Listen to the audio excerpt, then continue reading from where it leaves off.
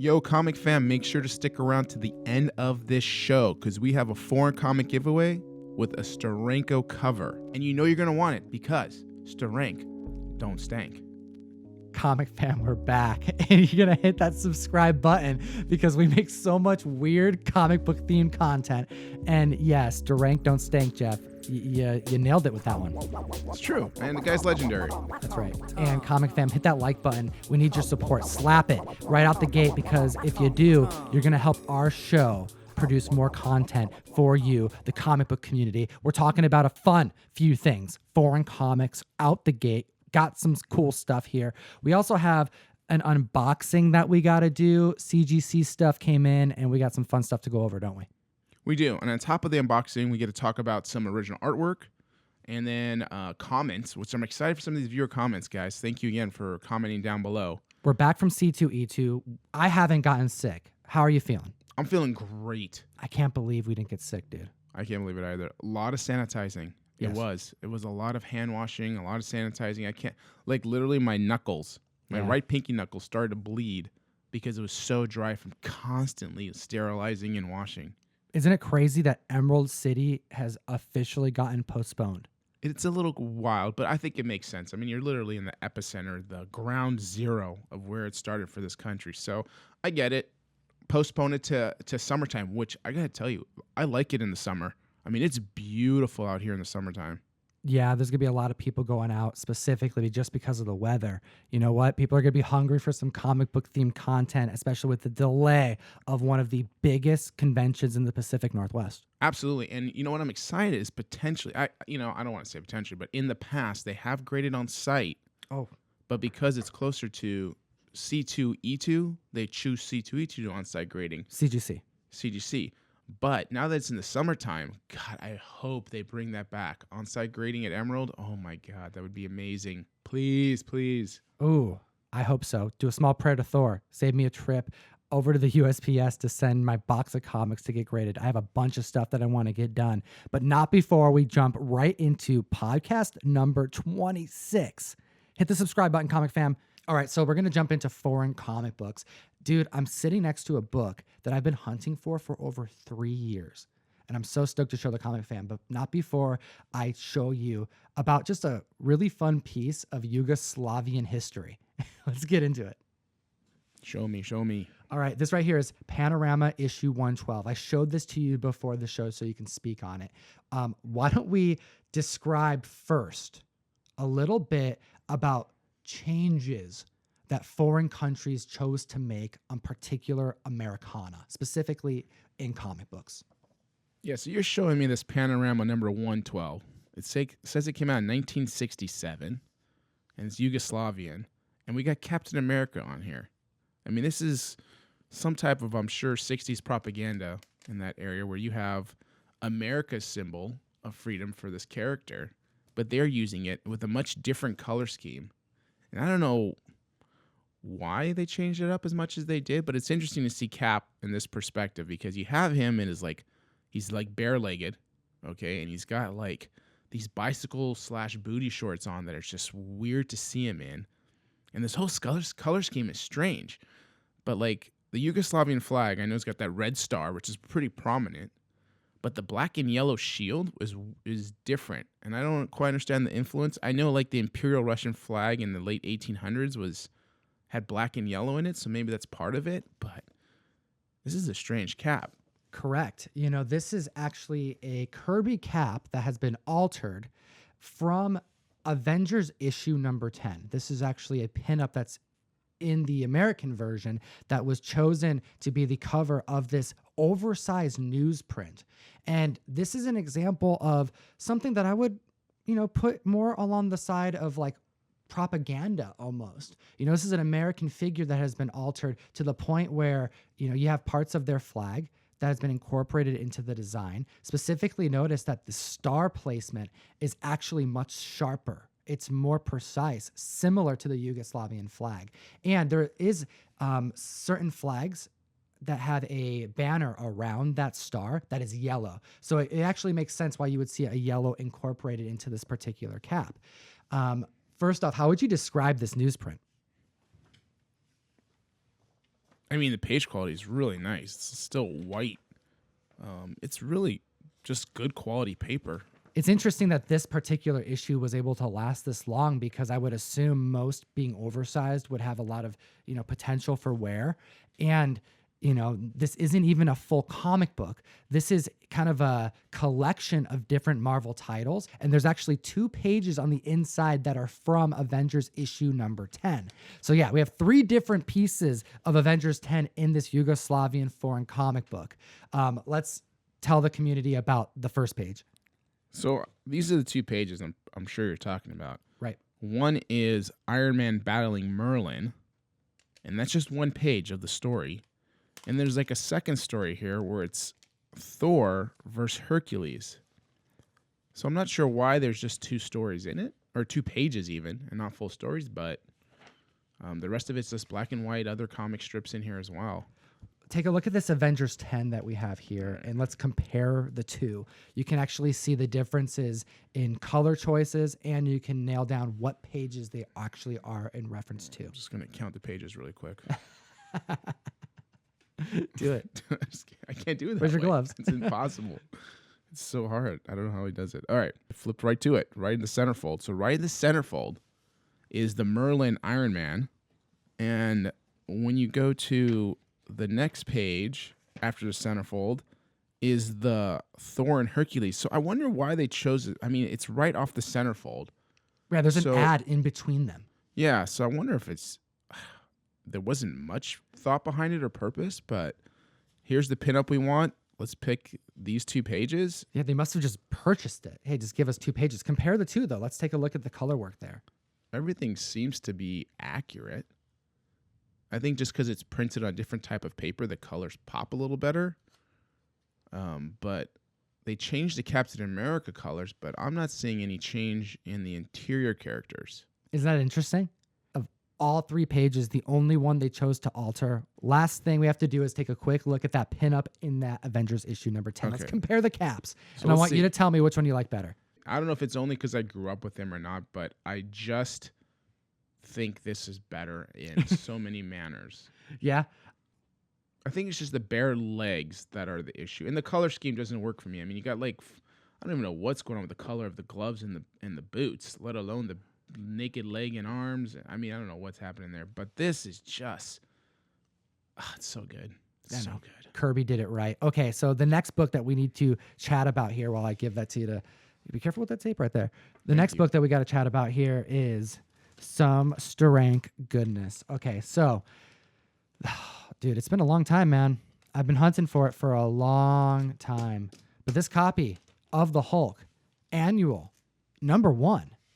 Can you explain to the community why this book that was available in Denmark, it's a Danish comic book, printed in Finland. A lot of these foreign issues were printed in Finland. But this Danish version of Hulk Annual number 1, why this is so special to me. I know exactly why it's so special. Outside of the fact you've been looking for it for so long, is that this has Jim Steranko's original face to the Hulk. Because the Hulk Annual 1 that we all know has been altered with Maurice Severin's face. So this is what it should have looked like originally before it was done over again. Yeah, over at Marvel, after receiving Steranko's work, his idea was, well, if the Hulk is holding his own title, he's going to be stressed out, like it's heavy. He's going to look ugly, like he's going to look real ugly. And that's kind of what went into the vision of this cover. But then once it was given to Marvel, they had to give it to Maurice Severin to kind of clean the face up, make him look more handsome. So Hulk Annual 1, one of my all-time favorite covers, is kind of a collaborative event that took place with that creation. But I want to have the original, complete Steranko cover, and now I have one. Yeah, it seems like somehow the regular edition got circulated before the change for the American version, so a lot of the foreign copies will have the original face to it. Exactly, and this particular issue was just one that was to my liking because there were more rocks on it. They didn't change it too much, but it's fantastic. And if you comment on today's video, I want to know from the community which cover you like better. I've kind of seen a split here, but I want to say that more people like the Maurice Severin face. I prefer the Steranko face.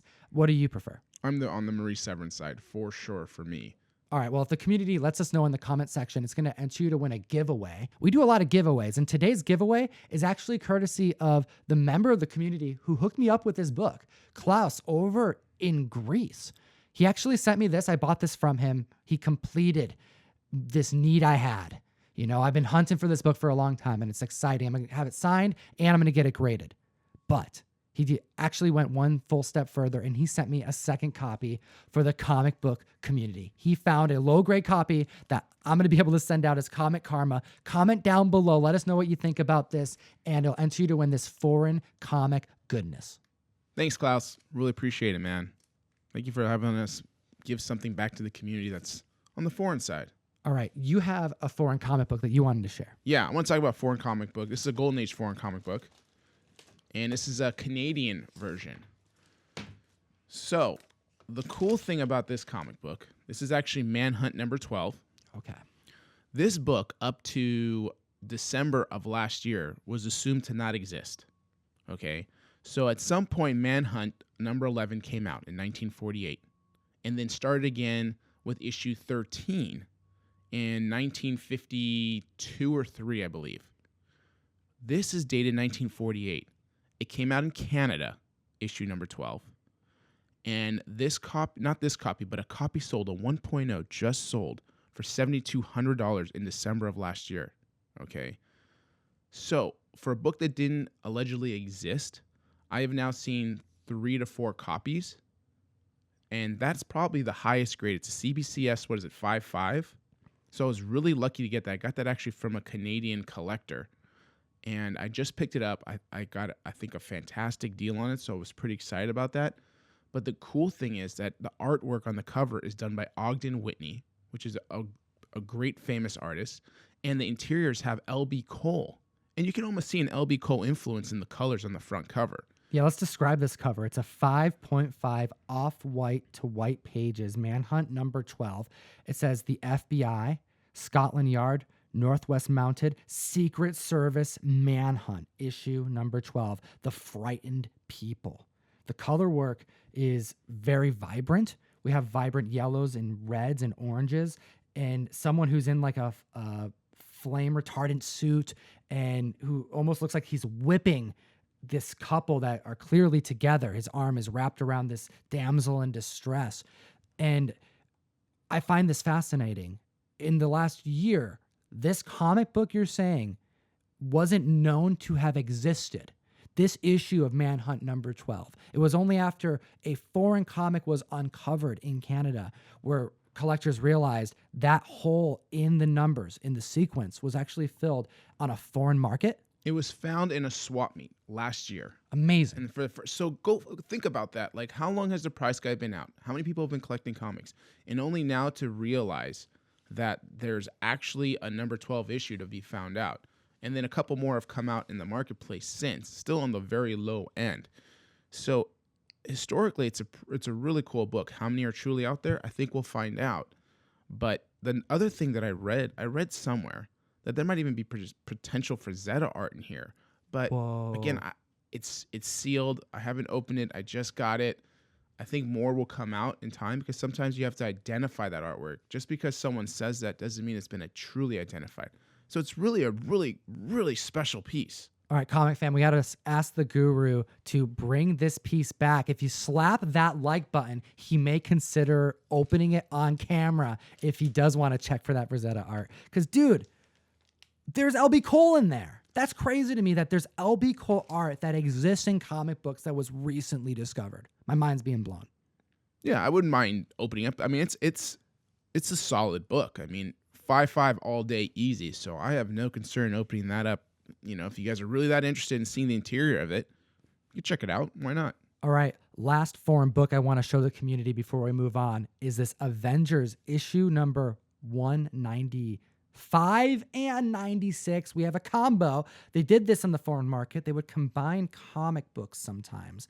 And in this case, I'm so glad they did because we have Avengers issue number 196 on the cover, first appearance of Taskmaster, but some argue, well, is it 195 because he does appear on the last page in cameo?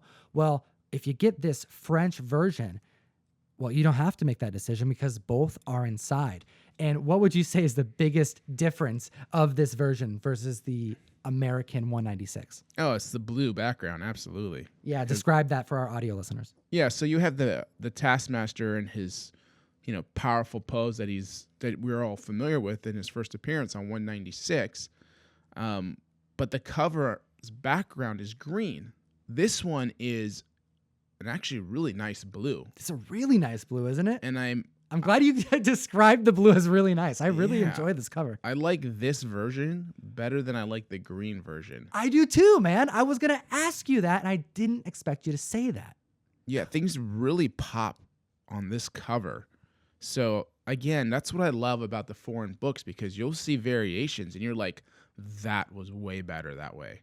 It's crazy. Sometimes you have a Cap in his, like, basically boy shorts, underwear, and you go, you know what? It's okay. It's kind of fun, but that's not my Cap. But other times you see key covers and you go, damn, they're onto something there. It just pops so much more with that blue. Yeah, this was great. Great design, good color choice. And did you see the latest Black Widow trailer? I did, and It that's just why I came wanted out. to show this to you. So stoked about Taskmaster throwing the shield, going up against Red Guardian. This dude is going to live up to the hype, and I was really, really concerned at first. But this most recent preview, this is what I needed. He looks like he's got that skeleton mask on a little bit. It's close enough. I'm in. Comment down below. Let us know your thoughts, and let's take a look at this next collectible item that the Guru brought. So I'm hopping on eBay one day, and you're doing your general searches. You have your safe searches, and you just kind of checking stuff out, what's popped up. And this thing popped up for me, and it's a quickie headshot sketches. So basically, it's a book full of con sketches that someone had artists do.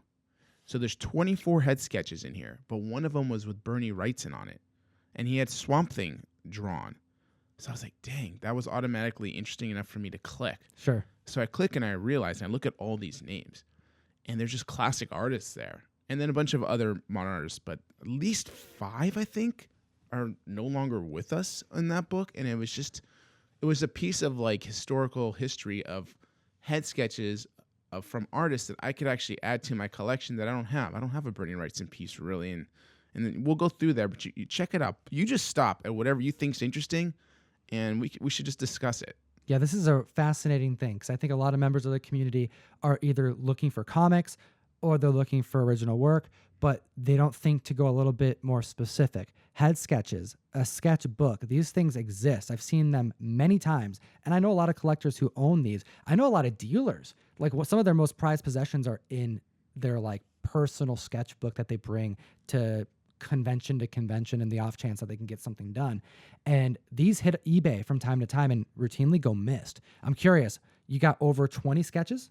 Yeah, I think there was 24 sketches in there. It was like $660. It was like So you're paying like less than $40 a sketch? less than $30 a sketch. Okay, so consider that, comic fam. Now, you went all in though. You're getting all of them here, and this right here is it's I would say about 2/3 the size of a comic book. It's 2/3 in width and height, and it's got this hardcover, on the outside. But this particular notepad has screws on the top, so I'm imagining that you can add paper to this.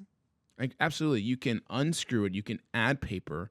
Or you can remove the sketches, and then you can individually frame them if you like. Oh, yeah, so you could take any one of these out. How cool is that? Okay, so on the very front of this, this is like a, 2 pieces of thick cardboard holding all of these canvas pieces of paper that are all cut uniformly.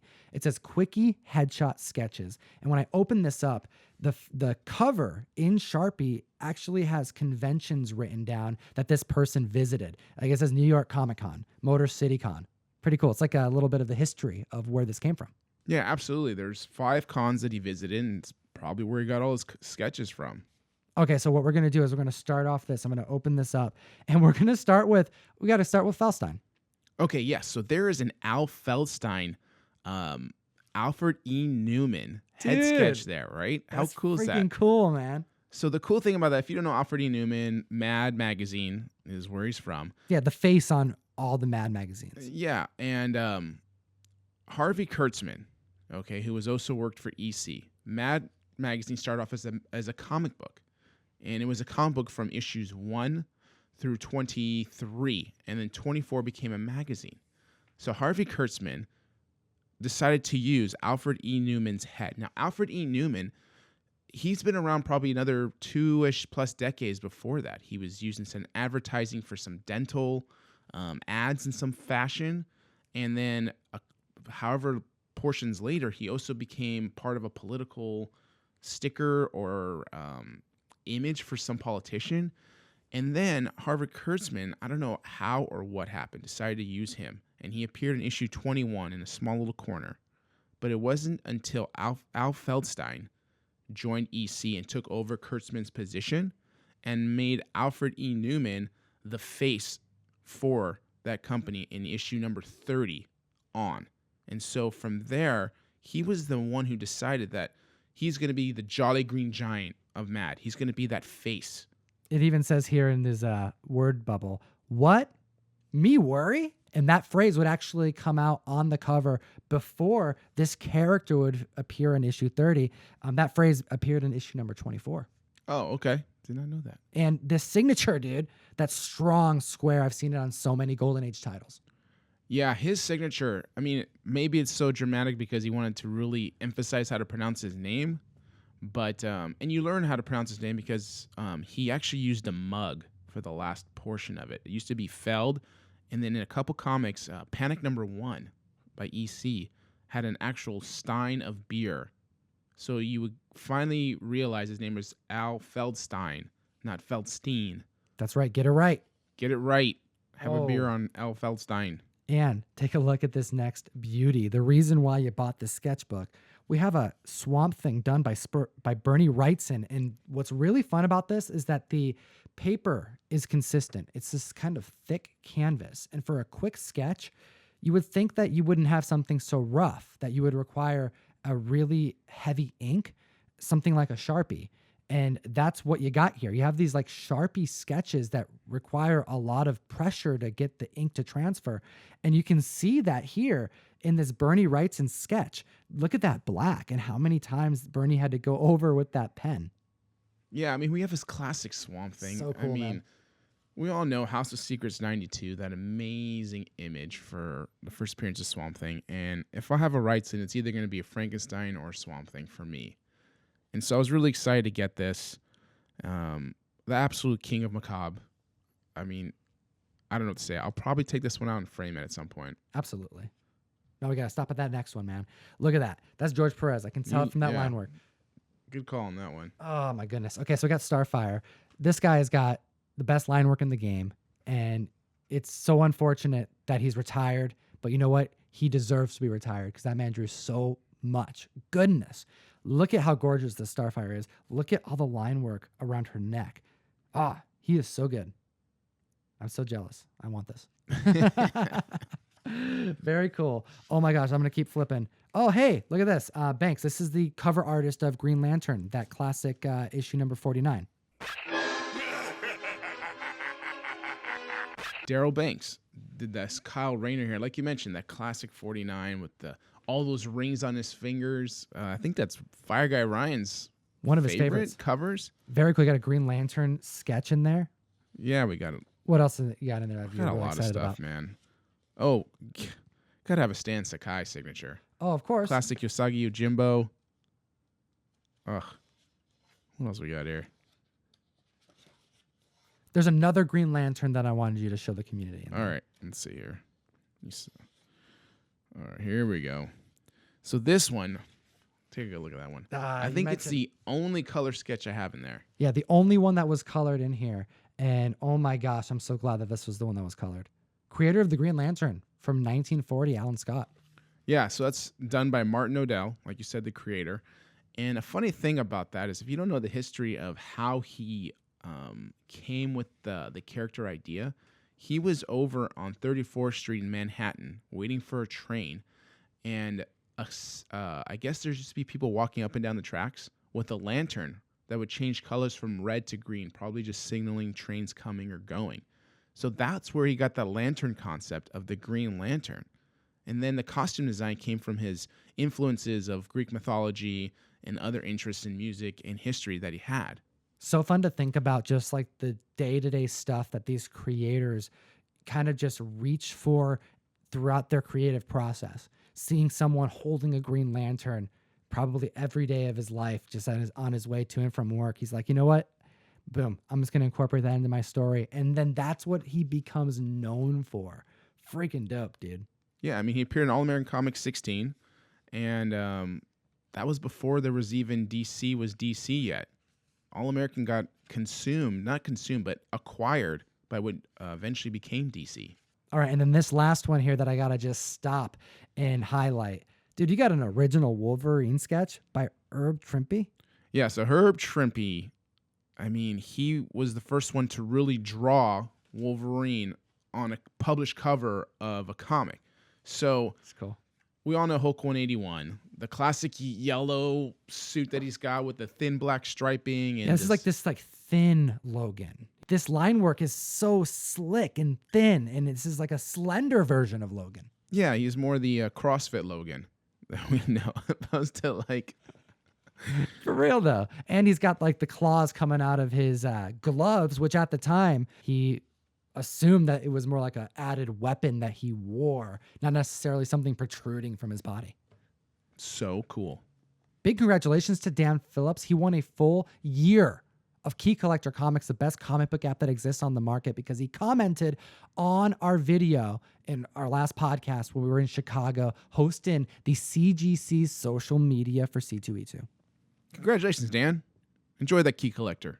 That's right. And we're actually going to move on to the next subject of the show, which is your comments, the community's comments. It's fewer comments, baby.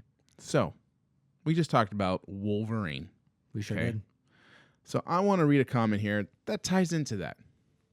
So when we were at C2E2, we did a podcast, and Nick was on that podcast. Mike McNeil wrote, "Looks like Nick is going to try out for the new Wolverine role."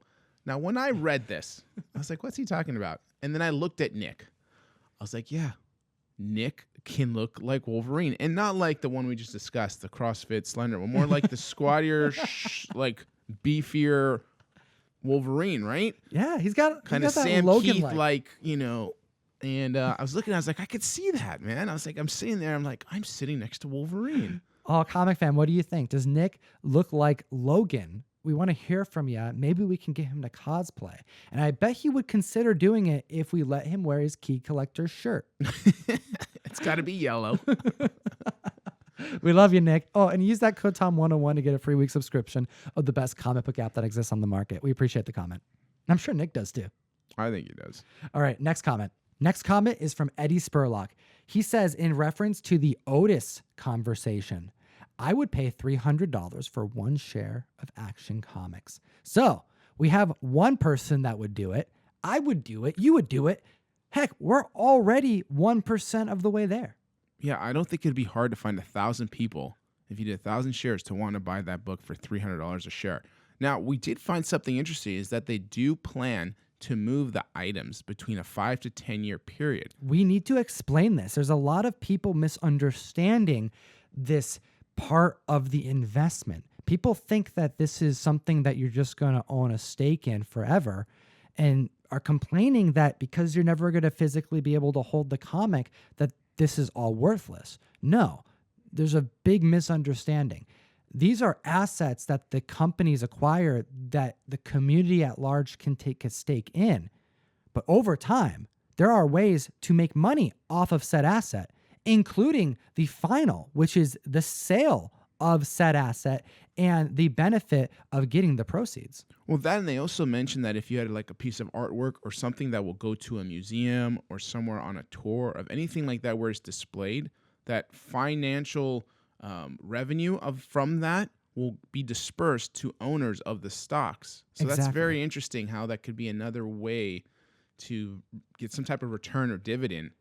Yeah. Obviously, it's still early on, but there are more details to it that make it a little bit more fascinating to try out. Yeah, so in this particular example of an Action 1, the idea is that you would put money to own a piece of a stock, But if you look over on their FAQ page, Otis says that their goal is to sell that stock between 5 and 10 years after it's acquired and provided as a potential option for the community to invest in.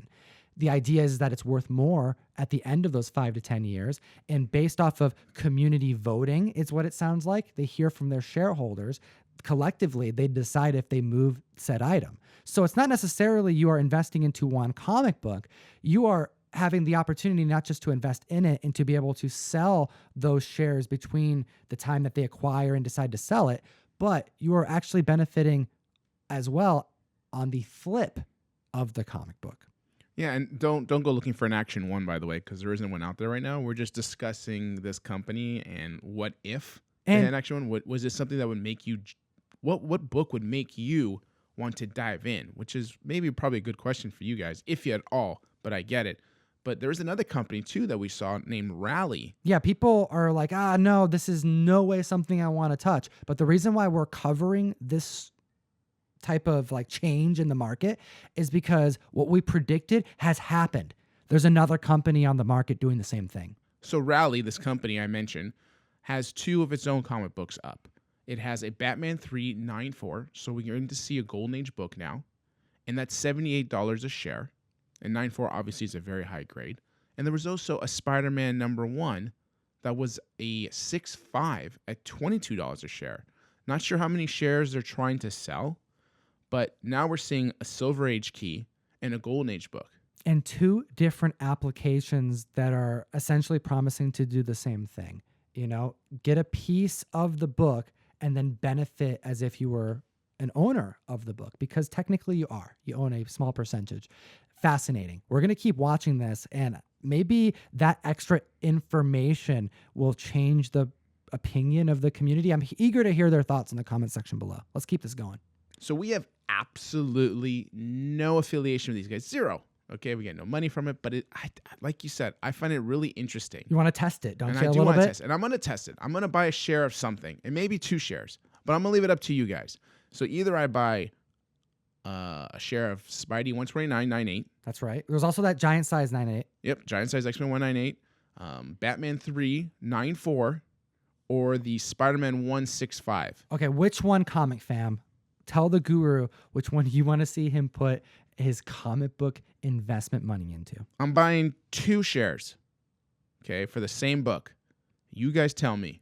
All right, and then this next comment that we have to discuss is from Sean Atchley in reference to Rob Liefeld. He said, he did his job. You guys are talking about him on your show, good or bad. This is curious. This has me thinking, what if Rob Liefeld is currently playing us all? What if he is the Kanye West of the comic book industry and we're just playing into it? He's actually in full control. He knows exactly what he's doing. It's all a reason to just like get more comics sold, to keep him on people's radar, spec radar, Marvel radar, DC radar. Is this all because Rob is a genius and he's screwing with us? He's in control. I absolutely do not think that is the reason. I'll be honest with you. I already think he's got our attention. It's not like he needs to have our attention or to earn it or whatever. I think he's got everyone's attention. So trying to stay relevant, I don't think this is the way he's doing it. I just think he can't control himself. So this is just what we're getting. All right, Comic Fan, this is a conversation that's never going to end, and we got to keep it going. We want to hear your thoughts. We got to keep it going. Oh, man. All right, and then the next comment is from Cool and Collected in reference to the Punchline coverage. He says that he believes that some people get a little too greedy, especially when there's a lot of hype. However, if that sparks interest of new readers, that's great for everyone. All right, great video. Thanks. We appreciate that. And I think that that's what we have to look to is new readers. Really, our opinions only matter so much. And I think we actually had the most important opinion get shared with us this week, didn't we not? We did. And I think it's important keeping current reader attention and then expanding to new reader acquisitions of, the future. So this clip is the future. And maybe what people are saying is kind of Joker's new girlfriend. So, you haven't seen Punchline yet.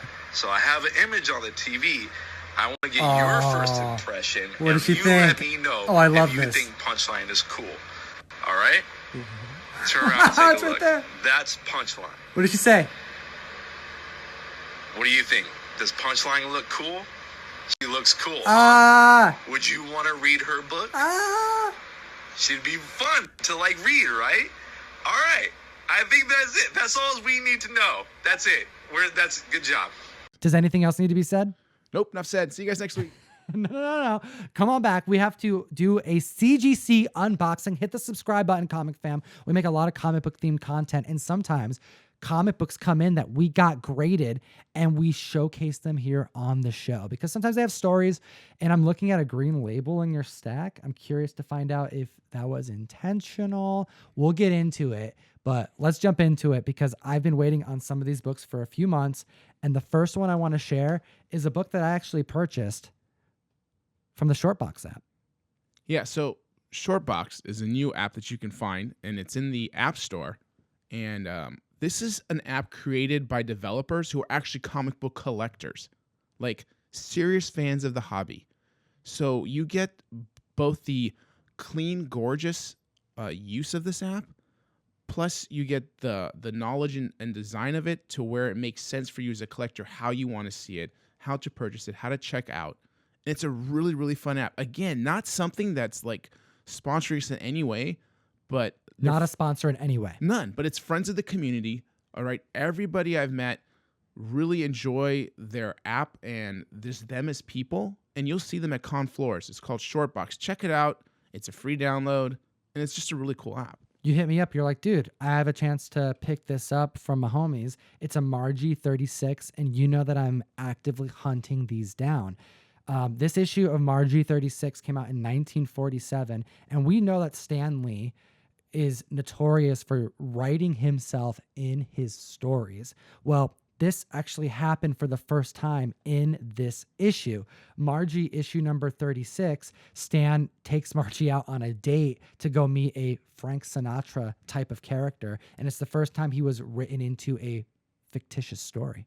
Yeah, it's a really cool book, and once we kind of can get that on the label, because I think it deserves to be on a label. Yeah, it's not there. I'm hoping that maybe we can submit a request and get that official. Yeah, just review the book, take a look at the actual story, and hopefully. All right, what do you got? So I have several books here. This here is Marvel Mystery Comics 44. This is a classic super airplane cover. Okay, timely. I had this book had a piece of paper on here that I had to remove just so it wouldn't be restored. Someone placed one little piece of paper there in red. So remove that and about 7 pieces of tape that just came right off, and got myself a 1/8, which is exactly the highest I thought I would get on this book. Holy smokes. That is a lot of work you had to do to avoid that purple label. Yeah, I mean, yes. And, I did get it videotaped, so maybe one day we can release just the removing of it. Yeah. And then the same with the tape coming off. But 1/8, what's a book like that in that grade approximately worth? Well, I think a 9.4 just sold for like 57,000 or something just over this last week. This 1/8, I'm gonna try to market it around 3,800. So I'm assuming more market price is closer to around 3 to 32, but it's hard to tell with these books. You don't see them very often. No, and when you do, like I said, this is one of the more sought after Marvel mystery comics. This next book that I'm holding, I am so stoked about. I got a grade bump. I had it pressed. And this book, oh my goodness. It's a 9.6, Crow #1 first print. It's one of my all-time favorite stories, one of my all-time favorite books. And it's a gorgeous copy. And it's so tough and high grade, man. It was a 9.4 originally, and I spotted some problems on the spine. And fortunately, it was pressed out, and the book is looking gorgeous. Yeah, I mean, black cover, 9.6. Yeah. On a book whose paper is just so sensitive. I mean, this is not like your Golden Age books. Like, I swear there's modern books and Copper Age books are harder to handle because of this paper is so delicate. Yeah, it's notorious for fingerprints too. You have to have a microfiber cloth next to you just to handle this book because it's transferable so easily. I mean, that's why I love working with the Golden Age. Like, everything's sturdy and easy to deal with. I mean, I deal with these books too, but like the second I'm holding the cover, maybe a I move too fast and the wind flops the cover over my thumb, like I automatically have a crease I got to press out. So this is awesome. 9.6. I mean, these are razor sharp corners. Just such a cool book. All black cover like that. Man. Yeah. All right. What do you got over there? I see a black label. It's a pedigree. What's going on? Yeah. So this book was a 5.0 blue, and it was a Cookville, part of the Cookville collection. But Cookville collection didn't become a recognized pedigree till of last year. So now that it's a recognized pedigree, I had it transferred into the newer case holders with much better plastic. And now it's got the black tuxedo label, I like to call it, with the Cookville on the label. And it's a 5.0, and I'm assuming that SN in the letters is the signifier that this is part of the pedigree? Yeah, that's just clear as day, S and N on there, and it's a Cookville. And it's an Alex Schomburg cover. It's classic 5.0. Considering the pedigree, what would a classic bondage cover like that go for in today's market? It's hard to say with this book. I'll be honest with you. I think conservatively, it's maybe close to a $12K book. But on the low end, I've seen some incredible sales, even at a 1.0 to 2.0. So 12 to 15 on an amazing day. All right. This next book here, I am so stoked about getting back as a blue label. This is crazy. This is my Crow #1. This may actually be the rarest Crow comic book that exists. It's a low grade 2.0. But the reason why that 2.0 doesn't matter to me is because of the manufacturer error that is actually on the blue label. It says right here on the top, manufacturer error, and it says here underneath the Caliber Press February 1989 date, manufactured with blank interior cover, does not affect story. That's crazy. So, like, how do you even... I mean, this is just an oddity as it is. Right. Already a low print run book. This is nuts, man. So there's nothing on the inside front cover or the inside back cover. Completely blank. Huh. Yeah, what are you going to do with this? Keep her? This one is probably going to get listed and priced way too high. Because I don't want to sell it, but it's awesome. Yeah, the one book I have here is a giant size X-Men 1. 6.5 white pager. With this book, it was tough for me to really grade because it was a nice book structurally, but it had like foxing on the front cover. And so I wasn't sure how hard it's going to get hit for that. So 6.5 white, I mean, that sounds right. I mean, it's a nice book. It's just sometimes you don't know how a book's going to be hit for a certain fault. Right. That spine is really tough to judge as well, but it makes sense. It actually has the appearance of a 7.0, but you're right. That foxing definitely didn't help. No. All right. So these next two books here, I'm actually going to save the stories for in the after show. We continue the conversation on SoundCloud, Spotify, Stitcher, and iTunes. And we're going to get into a little bit more about how I acquired these two because they were a half price books find. And I'll get into like what I paid for them and such. But I have been waiting for these two issues. And this next one here, I am so stoked to show. Came back a 9.8. We have Captain Marvel issue number 14, the first appearance in cameo of Kamala Khan. Talk about a character who has legs, okay? I mean, somebody who's got a bright future and a strong following. So that book, as something that's going to continue to be desired, has a really high potential. So we'll see how they utilize her in future issues and maybe even the Marvel MCU, even in the MCU. It's tough to find in high grade. It's tough to find on the hunt at all. And I got it raw. And having it come back at 9.8, dude, I was crossing my fingers for a 9.6. I'm floored that it came back at 9.8. And I think this is a good book to be holding on to right now. We haven't heard anything really about the up and coming Ms. Marvel show, and I have a feeling that as we get closer and we see more trailers drop and we see her powers actually get utilized on screen, this is a book that's going to shoot up. I still think this has room. So these next two books here it's the same book, different grades, and I'm going to get into the details of one in the after show, but they're both FF48s. One's a 5.5 white, okay, and the other is an FF48 5.0 green. Dun, dun, dun. Yeah, so if you want to hear the details of why this got a green label, because I was thinking a purple label. Ooh. So okay. You knew something was up, but you thought it would be purple, not Yeah. green. And then I understand why it's green after I got it graded. Oh my goodness. Comic Fam, you're gonna have to go and join us in the after show. But how do you feel about the grades aside from the fact the green label? I'm happy with the grades. Yeah. It's exactly where they should be. First appearance of Silver Surfer. I mean, it's a classic key. Yep, absolutely. So I'm glad they're encapsulated now. It's official. White pages. I can't be happier than that. So you feel like those white pages for those particular grade ranges are important? Absolutely. I think it's, well, yeah. I mean, page quality I think is extremely important and isn't something that someone should look over. And white page, especially when it's a solo white, not like off-white to white. I mean, like that's very desirable from a lot of collectors.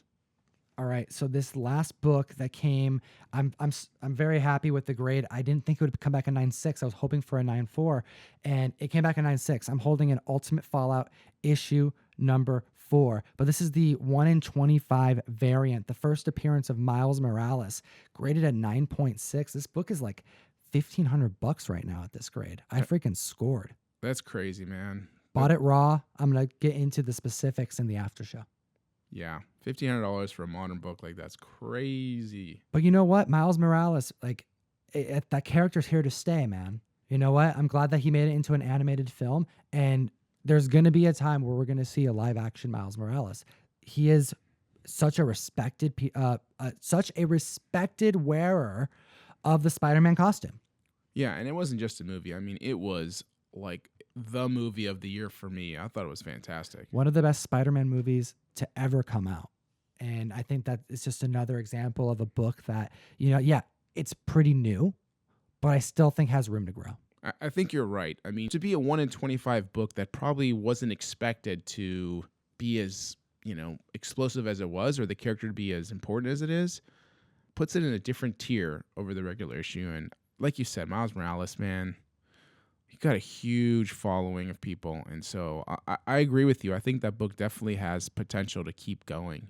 I'm feeling pretty good about my grades. How you feeling? I am equally happy with my grades, man. Anytime I get some fresh slabs in of especially key books, it is always a good feeling because there's that weight and anticipation. And then when you have it in your hand, that's when it's like real. That's right. That patience pays off. And I'm so stoked to have the community here to join us when we get to open these and experience it together.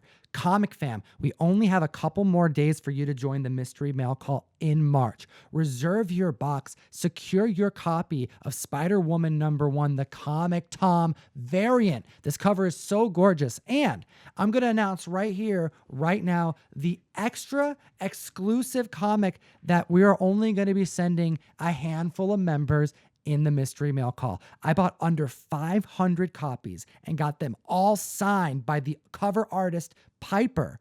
I have the Comic Tom exclusive, the Mall issue #1, courtesy of Scout Comics, made and going out to select members in March.